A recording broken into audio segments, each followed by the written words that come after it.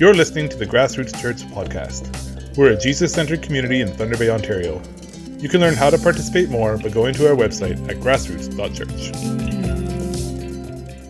I thought I would do this morning a little bit of a prelude to our series that we're going to be going through this summer called Parables 101, Learning the Ways of Jesus Through Object Lessons. This is not an introduction message. This is specifically a prelude to that message, and I'll explain why I'm calling it a prelude as we get into this morning. But basically, I want to look at sort of a general principle, a general practice, a general truth that all of us, regardless of where we're at this morning, regardless of our faith background, regardless of where we're at, this is practical advice and good, solid instruction for all of us at this stage in our lives. And it comes sort of, I'm actually summarizing a sermon we heard recently. Last week, Rhonda and I and the kids were in Minneapolis, and we were driving home on Monday, and I said, we should listen to a podcast to Rhonda. And Rhonda said, well, okay, let's go through Spotify and find one. And she comes across this Stanley one about being quick to listen and slow to speak. And she said, I think we should listen to this one. And I was like, okay. And she was emphatic about why we should listen to that. I can't figure out why we should listen to this message, but she said, you should listen to this. I said, okay. So we listened to it. And I thought, okay, yeah, I get it. It's good that we did. And so that's what we're really talking about this morning. We're talking about listening well, because we all want to be heard, and we all want to be understood. This is a universal truth in every human relationship, every human interaction that we have, is this desire for us to be understood, or for us to be heard, and for us to be understood. And if we can kind of figure out the key to doing that well, that will solve so many of the root cause for the disagreements and the frustrations and the sort of throwing up our hands and exasperation with one another in our relationships. And so I want to share this message with all of us this morning, because I cannot believe that I am the only one in this room who struggles with this problem, with being slow, or with being quick to listen and slow to hear. And at the end of the day, this is kind of the question that we are trying to ask. How can we effectively be heard and understood? And I know a lot of our messages, as of late especially, have been kind of in the theoretical realm. We've been talking a lot about, like, what are the traits and characters of Jesus? And yes, there's definitely been a practical element, but we're trying to, we've been more deep into theology. And I think that's important. I think that's pivotal for us as followers of Jesus. But this morning's is more kind of like just straight up practical. How can we get along better with each other as humans? And so, fortunately, the answer to this question is addressed pretty straight on by the brother of Jesus, James. And so he writes in his epistle this very simple statement. He says, "My dear brothers and sisters, take note of this.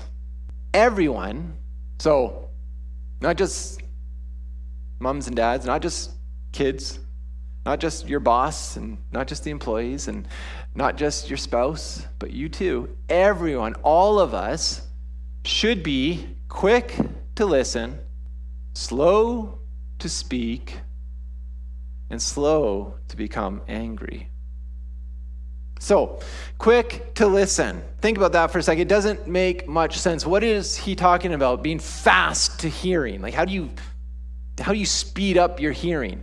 Right? That's not something you can really do. And Stanley talks about, in his message, he talks about how this is a very intentional sort of wordplay or word use by James. He's trying to communicate an important message in doing this. He's trying to pique the curiosity, the listeners listening to this and saying, why, what do you mean quick to listen? That doesn't make sense. And he says this is his point. The most important thing we can do in any relationship, regardless of who it is with, is to listen well to the other person. That is the most important goal for all of us in our relationship, is to listen well to the other person. More important than ensuring that we are understood, or that our message has gone across to the other person, or to or any other thing that we think is priority in that relationship. The most important thing in this relationship, and it doesn't matter what relationship that is to listen well, to understand the other person. So before anything else, we should rush into listening to what the other person says. To be intentional about hearing what the other person has to say and to seek understanding first and foremost. After all, isn't that exactly what we want people to do with us? We want people to listen to us. We want people to understand us. And so in some ways, James in this epistle, in this simple instruction, is really echoing his brother. When his brother said, do unto others as you would have them do unto you. Right? This is the golden rule. And so listening well is really the application of the golden rule in our lives. Does that make sense? And so that's the first part. And then the second part of all this, and again, this doesn't matter what your faith background is. This is just good common sense, right? You want to be quick to listen. And then the second part is you want to be slow to speak. And Andy, and I'm going to call him Andy because I feel like I listen to this guy so much that I don't have to refer to him by his last name. It's kind of informal. So I'm going to go Andy. Andy says that this is literally be late to speaking. Late to speaking, like show up late when you feel like you need to say something. And this is much easier for some of us than for others. My dad, for instance, this is something he does not struggle with. He is what you would call the strong silent type. And any day of the week, if you give him the option of engaging with people and talking to people or being on his own and not saying anything, he would much rather be on his own, stay silent, and not say anything. In fact, I grew up just about 300 yards that way. And in our basement, in our family room in the basement, there was a plaque on the wall, and it read, "It's better to be silent and thought a fool." Do you know this statement? What's the rest of this? Better to be silent and thought a fool than to open your mouth and remove all doubt. And I feel like that was my dad's sort of mantra that he lived by. And so for guys like him, and I know some of you in this room who are like, yeah, I get that. That's Ken right there. That's what comes to mind. Ken is like that. And many others in this room are like, yeah, we don't need to say anything. I can just sit by and let the world happen. And if I feel absolutely compelled to say something, then I will. But for guys like me who has an opinion about everything, whether I know about it or not, this is really a tough thing to do. And I know some of us are in this room who are like, yeah, that's me. And some of your wives are like, yeah, that's you too. And they're ribbing their husbands. And so let's just say I don't really take after my dad in this regard. I'll leave it up to you to assume who I do take after then. But regardless of how you struggle with this or of how natural this is an instruction for everyone, that we all should be slow to speak, whether it's natural or not. It's a general rule. This is a smart rule. This is a healthy default to live by, all right? To just be slow to speak. And now I think any parents of teenagers can appreciate the challenge before me personally this morning as I share with my 15-year-old and my 13-year-old sitting in the audience, listening to me go on about the need for us to listen slowly and speak quick, or to listen quickly and speak slowly. And they would tell you, if there's anyone in this room who needs to hear this message, it's my dad. And to be fair, they'd be right. So I feel like Michael Scott, there it is, saying this because I know this will at some point bite me in the butt. I'm going to fail at this.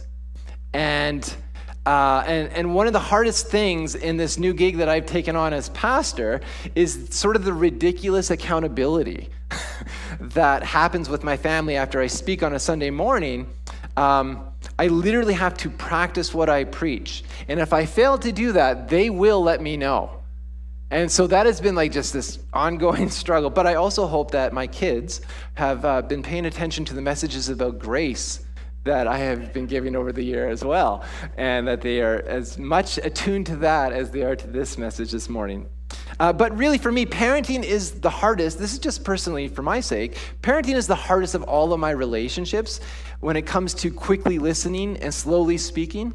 And they would nod their head. Yeah, that's true, Dad.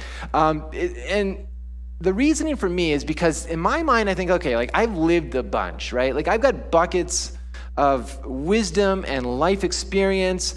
I feel there's this responsibility I have for them as humans to like turn out okay. And so I feel like there's this like pressure that I got to get it right. And the flip side is that these teenagers, these kids are all like hormonal and they make just impulse decisions about things that are just stupid, and their frontal lobe hasn't fully developed yet either, so they don't even have the ability to make smart decisions. And so I look at them like, well, you poor kids, I have to speak into your life. Like, this is my responsibility, right? And so there's this, like, how many parents know exactly what I'm talking about? Yeah, like we all feel that pressure. But here's what has happened, and this is kind of what Andy Stanley's talking about as well. And I know that this is true in my life as a parent, but I think this is actually a general truth in all of our relationships. And it's maybe hard for us to handle and accept this, and you think by now that I would have learned this, and again, I sadly have a very long way to go. So I assume that I have to pour all my wisdom and knowledge and expertise into them, and so my default becomes, I'm slow to listen, and I'm quick to speak, right? I'm slow to listen, I'm quick to speak. I switch that around. And all of this results in lecturing, comes across as nagging, comes across as, and my son's like, yep. It comes across as just like this constant need to correct them.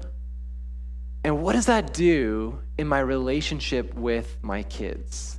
And my relationship with anyone? And again, it's not just our parental relationships that this happens in, but in our relationships with people, when we are slow to listen, we are quick to speak, the result is that we push people away from us, right? We drive them away. And in the end, we can lose the relationship. And the irony is that I could be 100% right, and I am, about everything I say to them. Right? I could be speaking gospel truth into their hearts and their lives every single day, correcting them on every single thing. And again, I've got a long way to go in this. And so I could be perfectly right. And in the end, it doesn't even matter because I'm going to lose the relationship. How many people know exactly what I'm talking about? Yeah. I see heads. I see hands going up. Yeah. We know exactly what that is like, don't we? And yet it is so, so hard to listen quickly, speak slowly. And again, the truth is, this isn't just about our relationships with our teens. And maybe it's most pronounced with them because of their stage of development and they're trying to sort out their world and all of that, but it's really true with everyone. When we are seen as being slow to listen and quick to speak, people don't want to be around that. That's just a general life principle. And we all know it's true because I can ask you, do you enjoy being around people who like to share everything and aren't really there to listen? No. So why do we think that we should be doing that to the people in our lives? And if you're a Christian, and if your objective, your purpose as a follower of Jesus is to be an agent of reconciliation, to be an agent of healing, to be an agent of restoration of relationships, if that's what you're doing in following Jesus, then to be slow to listen and quick to speak is literally directly against the way of Jesus, right? It counters the way of Jesus. This is not his way because he is about restoration. He's about bringing together. And by us being quick to speak and slow to listen, we are pushing people away from us. So we are going against the way of Jesus. And so our calling then as Christians is to be quick to listen, slow to speak. And as Ron and I were listening to this message in the car driving home the other day, she decided, this would actually be a really good breathing exercise. If you're in that moment where, you're just like dying to say something to your teen or to your boss or to whoever, to maybe stop and to breathe. And so to inhale, quick to listen. Exhale, slow to speak. Inhale, quick to listen. So I want to do that together as a church really quickly, okay?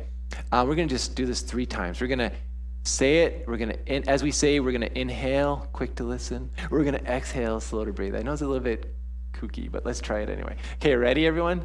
1, 2, 3. Quick to listen, slow to speak. Quick to listen, slow to speak. Quick to listen, slow to speak. It's kind of hard to get that quick as on the exhale, isn't it? But it's a good practice, and maybe this week you can do something like that in your interactions and in your relationships with people. Okay, stop. Just be like, okay, let's try this little breathing exercise. I want to be quick to listen, slow to speak. Quick to listen, slow to speak.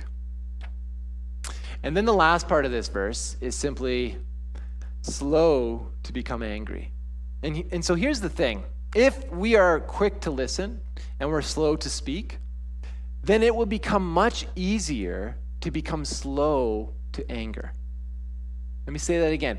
If we can get this down, if we can get the quick to listen, slow to speak thing down, way of interacting with our friends and our neighbors and our frustrating whoever it might be, then the slow to anger will come a lot more natural. Stanley says that this kind of anger is not like blowing your lid off necessarily, or giving the silent treatment or whatever. He says it's more drawing hasty, misinformed, relationally destructive conclusions. That's what this anger is referring to. I thought that was that stood out to me very strongly. Like, oh man, I blow off I get angry, I yell, I get all frustrated with my kids in that moment. And what is it doing? It is exactly this. It is destructive relationally with them, right? It's another way that we are pulling or pushing people away from us. And so anger that leads to relationally destructive conclusions. This is, again, the exact opposite of what Jesus' followers should be seeking to do in their call to be reconcilers and restorers of relationship. And so if we take this verse by James, we can actually come up with this simple formula. We can conclude that the longer we listen, the better we are at listening to people, the faster we are at listening to people, the more that we will learn from them and understand them, and therefore the less angry that we will be. Or to put it another way, he quotes Stephen Covey's 7 Habits of Highly Effective People. Raise your hand if you've heard of that book. Raise your hand if you've read that book. Okay. Wow, Jen has, great. And I know that Graham is reading a version of that book for kids right now as well, which has been great. But this is what Stephen Covey says. This is his 5th habit. He says this: make it our goal to first understand, then to be understood. Yeah? Like, that's just a great principle to live by. Doesn't matter where you're at in your faith. This is just good life lesson. Make it your goal to first understand, then to be understood. Quick to listen, slow to speak. I think about this in terms of what's going on in our world right now with just like the stark polarization. There is so much anger, right? We're talking, this, be real about America. This is happening in the States. There's small pockets of this happening in our country as well, and it's unfortunately getting larger and larger. But when we think about the political scene in America right now, there is just this anger on both sides. The left, the right, just angry at each other.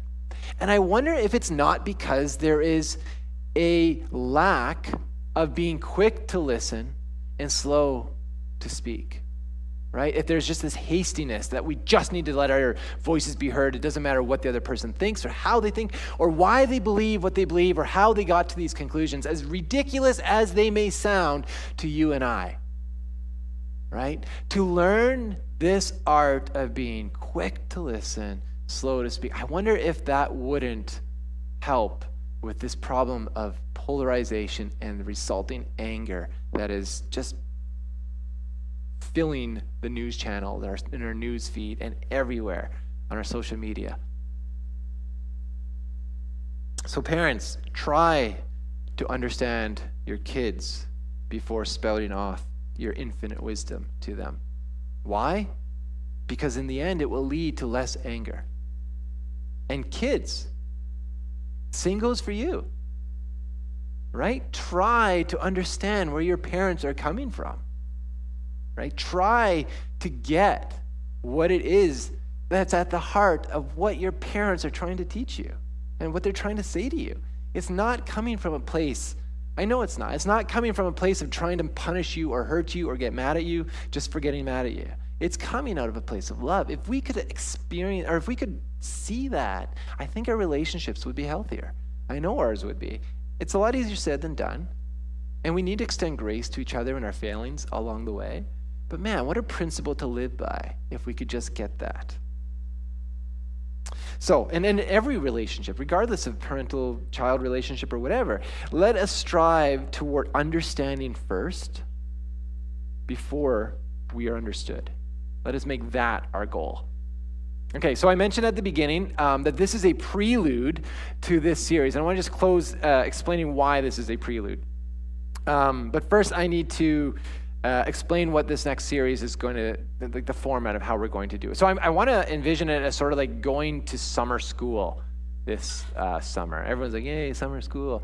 But summer school is a different vibe. School is a different vibe than what you would get on a Sunday morning, right? Sunday school or summer school, if you think about a classroom, you have a teacher, there's a lesson, but then there's interaction. There's questions, there's comments, there's insights that the students might have shared, and there's a good way, it's just a different way of learning. It's like a collaborative way of learning, yeah? And so we're going to be going through the parables of Jesus, just randomly, and we're going to like talk about them. We're going to present a lesson on what this parable is about from our vantage point. But here's the thing about the parables of Jesus.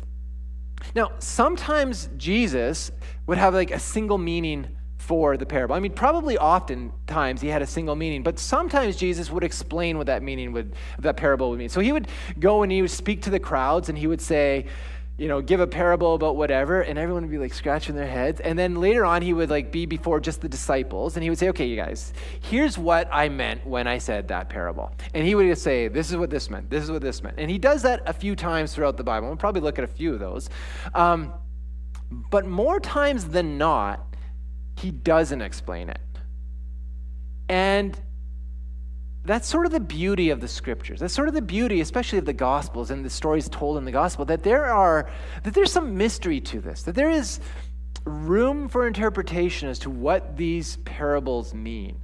And I can have sort of one take on it that I gain from sort of reading what the experts say on it or whatever.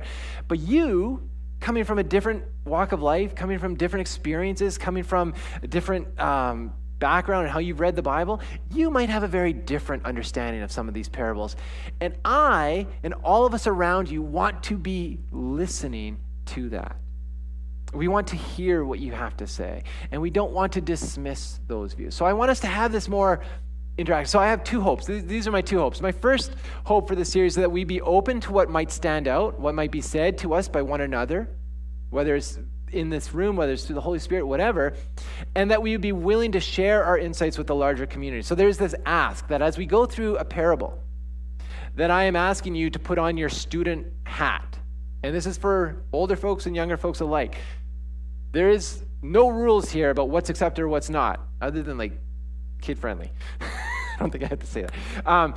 But I want us to find out, like, just be courageous and be like, here's how this parable speaks to me today. Here's what I got out of this. Like maybe it was just one word. Like this word spoke to me. It has nothing to do with the parable itself. I want us to be free in this family of God that is present in this room to be able to share openly with one another. That's my first hope. And then my second is that we would be quick to listen and slow to speak to others as they share those comments, those insights, those perspectives that they're sharing. Yeah? That's asking a lot, especially for some of us who come from maybe a background that's like, no, this is the only way we can read these texts. I'm asking you to suspend that. I'm asking you to say, okay, I want to just be slow to, or I want to be quick to listen. I want to be slow to speak. So that is how this is a prelude to what's coming the next couple of weeks. And And it'll look differently. Next week will be a little bit different because it'll be sort of an intro to parables as a general we're going to look at, and we'll see how far we get into actually exploring a particular parable, which is another way of saying I haven't done any work on next week's sermon yet. And then the week after that, Rich Clark is going to be sharing here, which is great. And then we'll have a number of different speakers throughout the summer as well. And so I'm looking forward to that. And each teacher is going to have sort of their own approach, their own sort of emphasis, if it'll be more interactive or less. But there is generally the hope and the expectation is that there will be sort of this summer school vibe going on throughout the summer, that we will have more interaction than typically we do on a Sunday morning. Sound good? Awesome.